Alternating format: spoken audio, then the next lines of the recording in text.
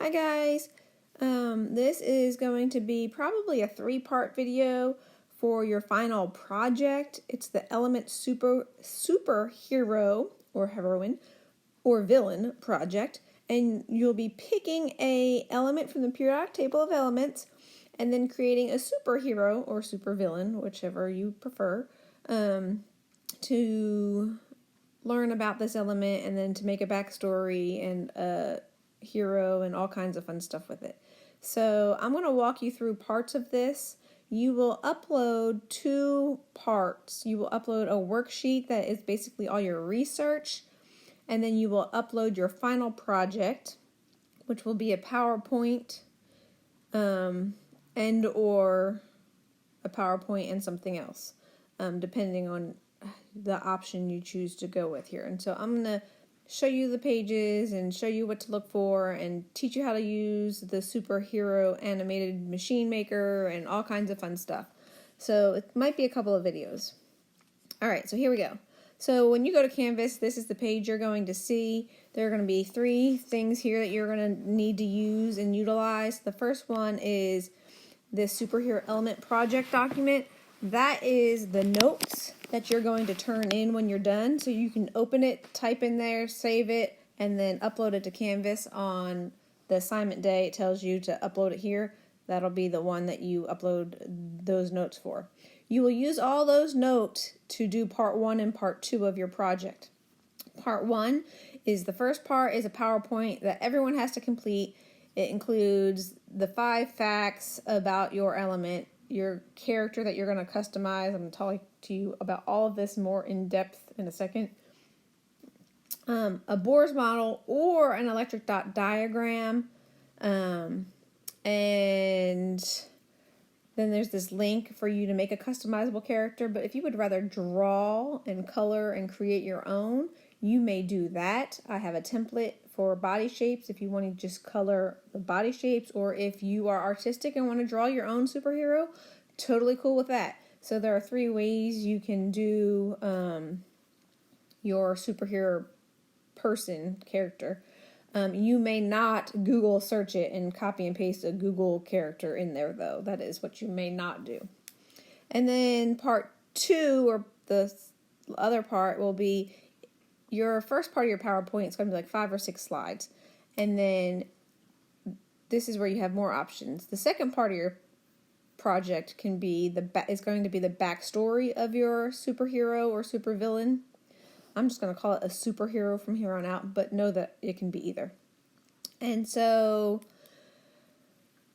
part 2 is the backstory, and you'll be giving more information in your backstory about how they got their superpowers, how that element affects their superpowers, and just more creative, fun stuff for you to do for that.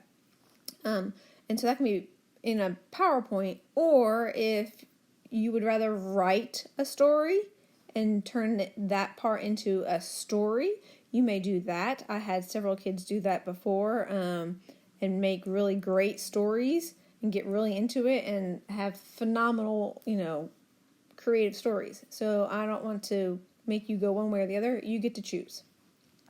And then down below it says resources. These 1, 2, 3, 4, 5, 6, 7 sites are great resources that are reliable and accurate information, way better than just Googling what you want to. Just click this and it'll take you there. And I'm going to go through an example of one, and I used every single one of these resources and got information for my character from these sources. Well, except the last one, the fantasy name generator. That's just to help you if you can't think of a good name. I just thought it was a fun little aside to help you come up with some more backstory information. All right. So you're going to turn this part in, and then you'll also turn in the PowerPoint that has this part, and you'll turn this stuff in right here on a separate day.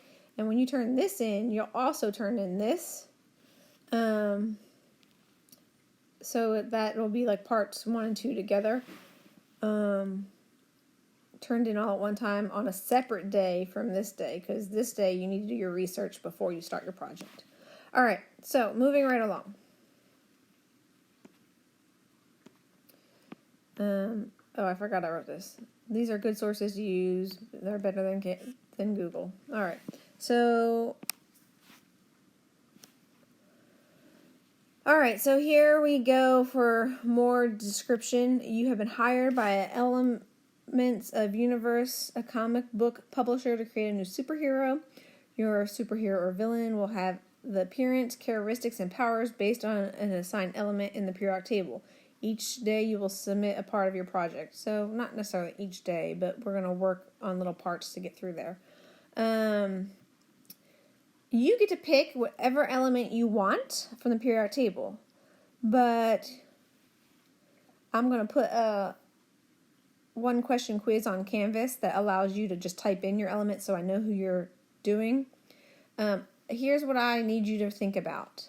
That man-made elements, or elements whose atomic numbers are higher than 90, you will have a hard time finding information and uses on those. It doesn't mean you can't choose them, but it's going to make the work a whole lot harder for you. So my suggestion is you pick any other element from 1 to 89 or 1 to 90. Anything higher than that that's man-made is hard to do. Naturally occurring elements are what you want to find. That's number one. So you're going to complete the worksheet. You're going to upload that. Then you're going to create the PowerPoint with this information on the PowerPoint. We're going to walk through that, so I'm just going to keep going. Yeah, you'll upload this, create a PowerPoint, and you'll upload that later. Okay. So here's the first part of the worksheet. So I'm going to give you an example. I did all of this research. I completed this all today. And you may not use Krypton as an element because I'm going to use it in my example here. She's a superhero or heroine. Her name is Kryptolite, Light. And when you learn about what her powers are, you'll understand why. The element that gives her power is krypton. And so on any of those sources I gave you, you'll click on those and find any of this information. I'm not going to take the time to fill out all of this because I don't want to waste your time. I want you to get started. But down here for other characteristics, this is important for you to come up with this stuff though, because you're going to need to put some of this in your 5 facts. So things that I found about Krypton was who it was discovered by, Sir William Ramsay, and the date. You're going to need to know the date it was discovered because you're going to need to know later on how old your element superhero is. I'm just going to keep going. Pretend I filled out the rest. You have to fill out the whole thing. I'm just going on faster for sake of time. How is the element used? So when you're using, I had to read like 4 of those different sources to find 2 uses for this element because this is not a common element. It's rare, and so therefore uses are limited. But for Krypton, it's used in neon lights and or flashes for cameras.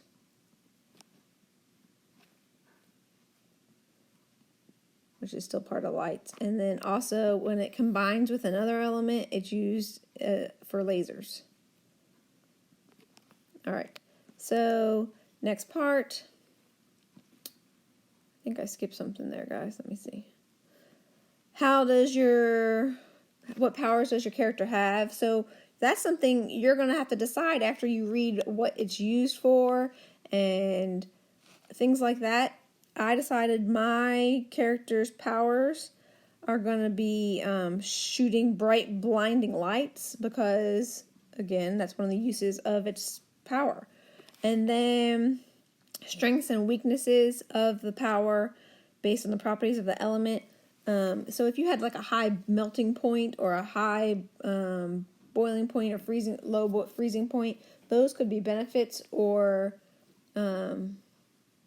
negatives or pros depending on which way those things fall for you. If it is odorless or if it has an odor, those could be the kinds of things that you would want to put in here for strengths and weaknesses. If it's an element that is highly reactive, that's going to be a weakness because it could react with something else that could make it less powerful.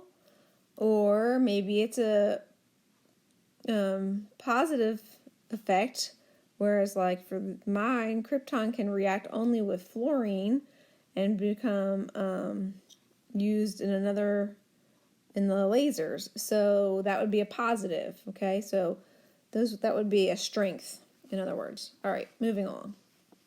So you're going to keep going, keep filling out stuff about your character. What does your character look like? Well, mine, you're going to see in a second, is, I don't know why I was going to say that. I was going to say is green and yellow because of the colors of how it was discovered, or by looking at the light spectrum, like Roy G. Biv and wavelengths, and its wavelengths show green and yellow. How old is she?